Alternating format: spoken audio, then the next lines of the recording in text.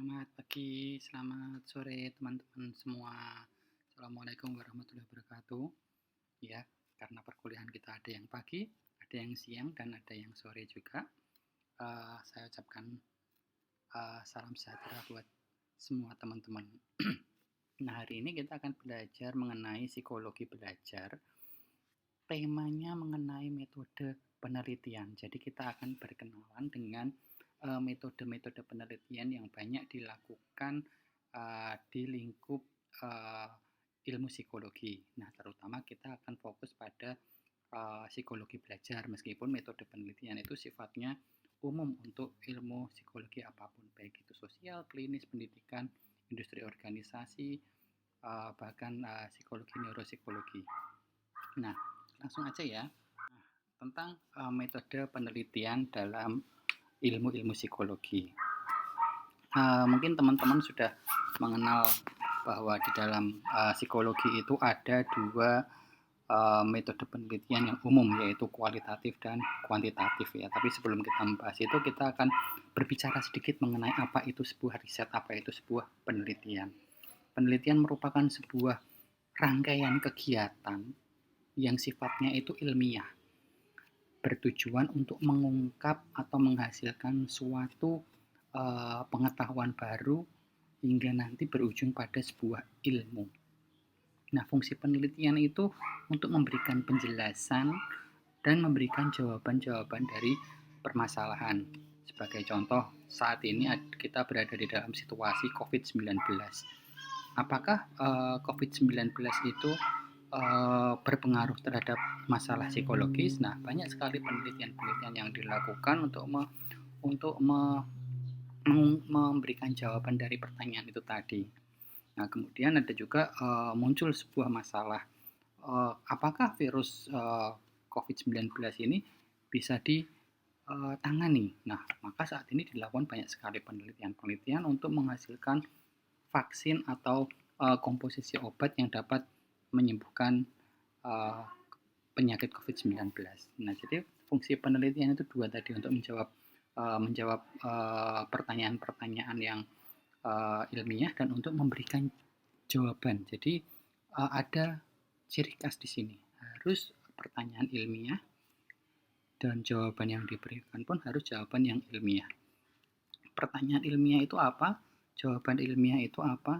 Nah, pertanyaan ilmiah merupakan sebuah pertanyaan yang tidak asal, tetapi dibuat berdasarkan studi terhadap kondisi lingkungan, terhadap kejadian di sekitar kita.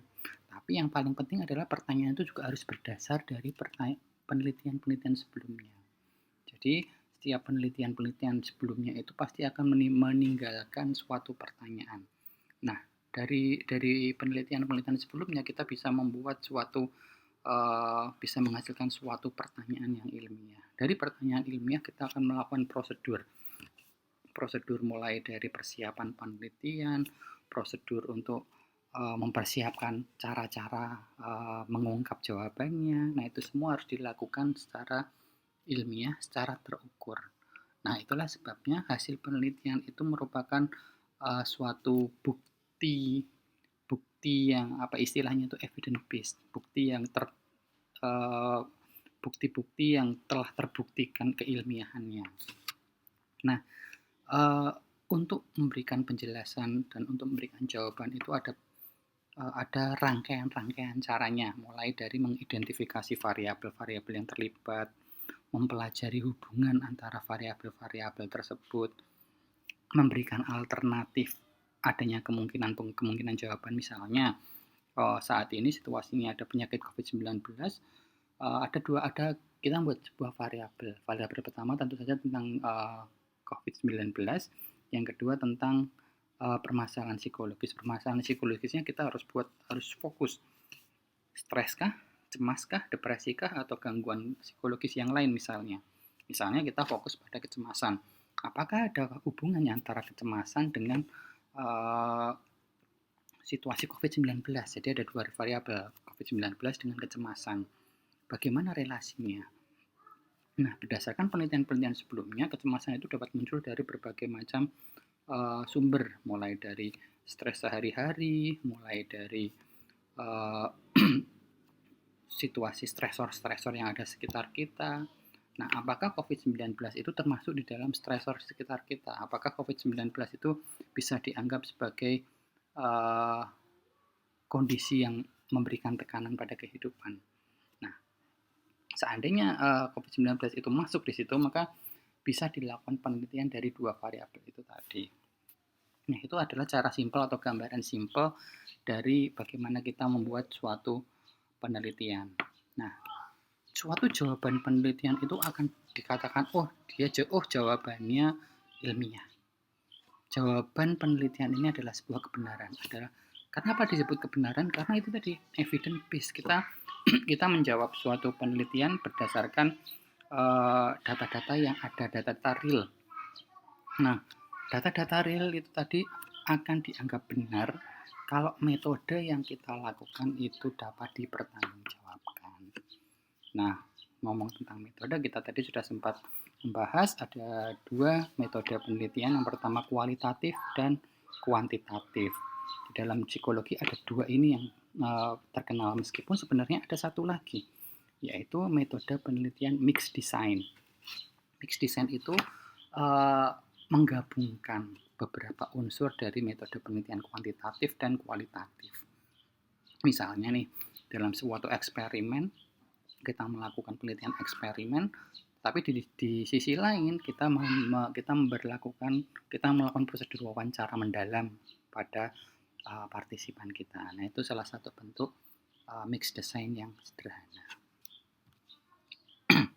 Nah, kita mulai berbicara tentang penelitian kualitatif. Nah, penelitian kualitatif ini menekankan pada analisis penyimpulan yang deduktif-induktif. Jadi biasanya itu dari hal-hal yang umum dibawa ke khusus. Nah, biasanya penelitian ini tuh berupa penelitian-penelitian yang argumentatif, memberikan suatu penjelasan, mencari suatu alasan, mencari hubungan atau dinamika antar beberapa fenomena. Dan biasanya jumlah partisipan pada penelitian kualitatif itu jumlahnya sedikit, meskipun tidak menutup kemungkinan kita bisa kok melakukan penelitian kualitatif dengan jumlah partisipan yang besar. Tapi bayangkan saja, salah satu cara metode penelitian kualitatif itu dengan wawancara mendalam, deep interview. Bayangkan teman-teman melakukan penelitian kualitatif dengan partisipan berjumlah taruhlah 50 orang. Nah, penelitian wawancara mendalam itu tidak bisa dilakukan dalam waktu mungkin 1 hari selesai untuk 1 orang. Ada kemungkinan karena proses wawancaranya mendalam sehingga proses wawancara itu tidak selesai dalam waktu 1 hari, bisa beberapa hari. Kita juga harus melihat bagaimana situasi dan kondisi partisipan. Jadi jumlah 50 orang untuk proses wawancara mendalam itu pun sudah merupakan jumlah yang sangat besar untuk penelitian kualitatif. Tetapi tidak menutup kemungkinan hal itu dilakukan oleh peneliti-peneliti yang ada di dunia ini. Ada beberapa penelitian kualitatif dengan jumlah yang sangat besar. Nah, saya akan memberikan contoh pengambilan data dari penelitian kualitatif. Nah, penelitian kualitatif itu biasanya berbentuk ada penelitian fenomenologi. Biasanya fenomenologi itu dilakukan oleh teman-teman kita di bidang sosial atau di bidang antropologi, sosiologi. Jadi biasanya dilakukan di Fakultas Ilmu Budaya ataupun di Fakultas Ilmu Sosial dan Politik. Nah, kalau psikologi biasanya penelitian kualitatifnya itu dalam bentuk studi kasus. Jadi kita mempelajari suatu kasus, misalnya sebagai contoh kita mempelajari seseorang yang sudah divonis dengan gangguan mental berat skizofrenia. Tapi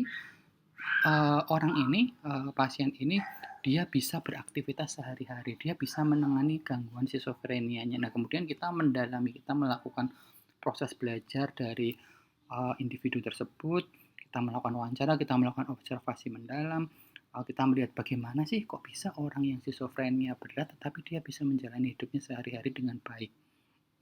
Dia bisa berbaur dengan masyarakat. Kira-kira faktor apa nih yang membedakan kenapa individu ini bisa eksis di masyarakat sementara individu yang skizofrenia lainnya dia harus tinggal di rumah sakit jiwa. Kalau pulang kambuh di rumah masuk rumah sakit jiwa sembuh, biasanya orang skizofrenia seperti itu.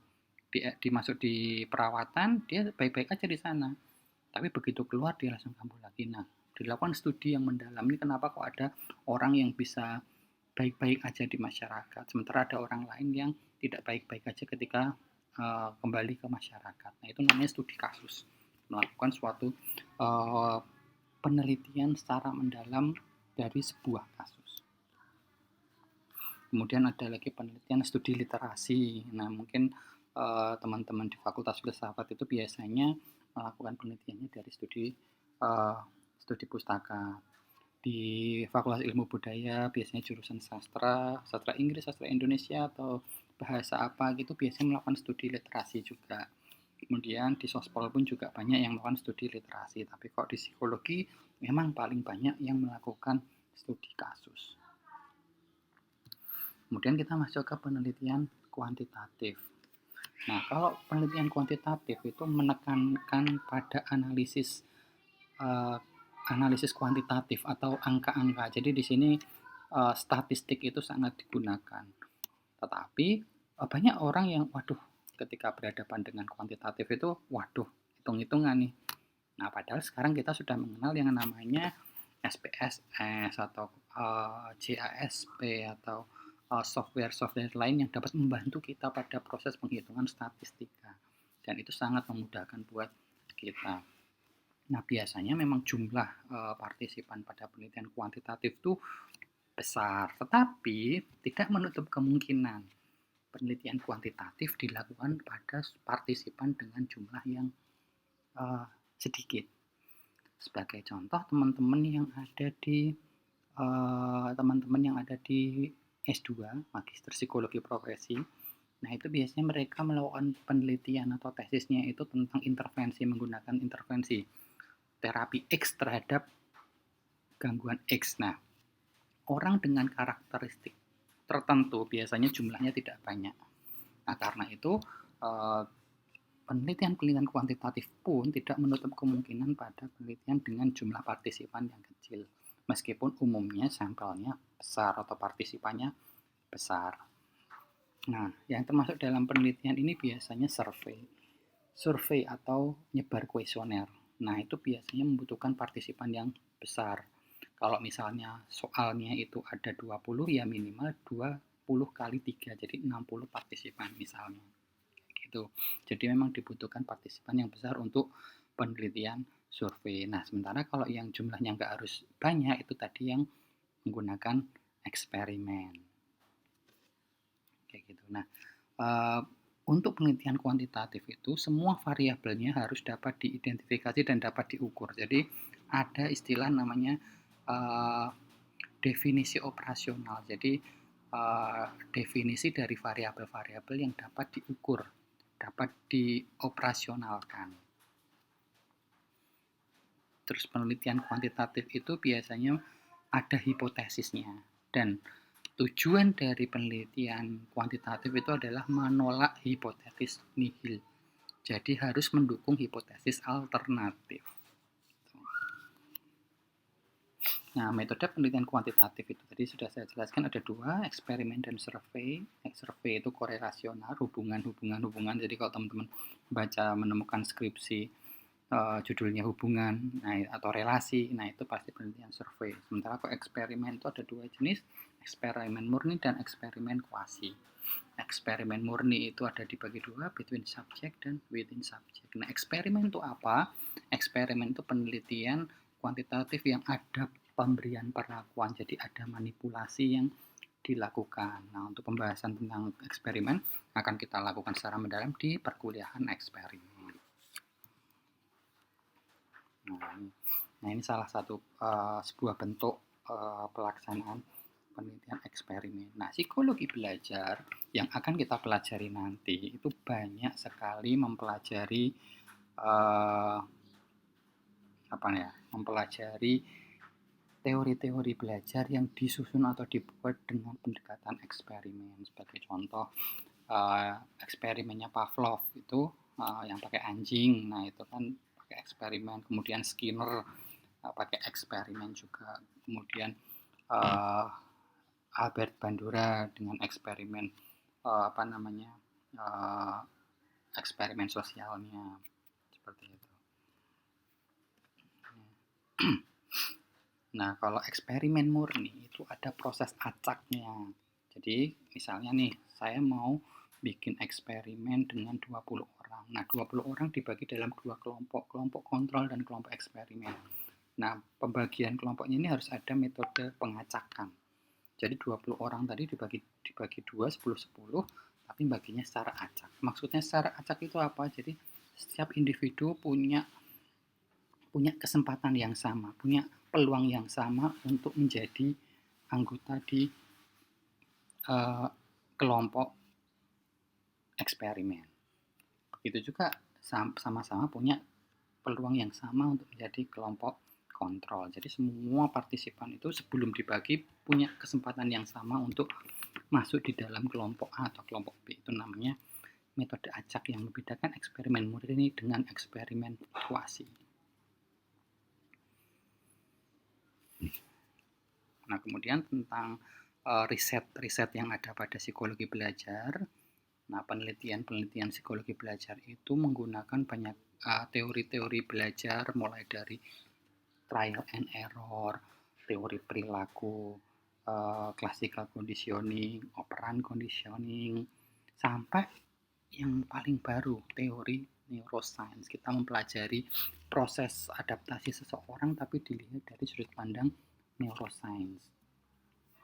Jadi teori-teori belajar itu bisa dikatakan sebagai landasan atau batasan bagi hubungan antara variabel yang diukur. Nah, psikologi belajar itu kita nanti akan belajar tentang proses belajar seseorang. Proses belajar ini bukan belajar suatu ilmu atau belajar materi tertentu, tetapi belajar di sini adalah bagaimana seseorang itu menghadapi permasalahan yang ada di dunia, yang ada di sekitarnya, yang ada di lingkungannya. Bagaimana manusia bersikap pada masalah-masalah yang ada di sekitarnya. Nah, itulah yang dinamakan dengan proses belajar nanti. Dulu psikologi belajar itu sama eksperimen itu jadi satu, tapi sekarang dipisah. Jadi dulu itu eksperimen dalam belajar istilahnya itu hanya 2 SKS. Jadi kita belajar 2 hal, belajar psikologi belajar dan belajar psikologi eksperimen. Tapi sekarang dipisah menjadi 2 mata kuliah, psikologi belajar sendiri dan psikologi eksperimen sendiri. Jadi kita punya waktu yang luas untuk mengeksplor, untuk memahami tentang apa itu proses belajar. Nah, kemudian ini buku-buku yang akan saya gunakan untuk proses belajar nanti. Ada satu yang belum saya tulis di sini, yaitu bukunya Learning Theories-nya Hargen Han. Nanti akan saya share fotonya di e-learning. Gitu. Nah, oke teman-teman, dari saya tentang psikologi belajar, tentang metode penelitian materi hari ini, mudah-mudahan teman-teman bisa bisa terbantu dengan video ajar ini. Oke, selamat pagi, siang, sore. Assalamualaikum semuanya. Bye bye. Terima kasih.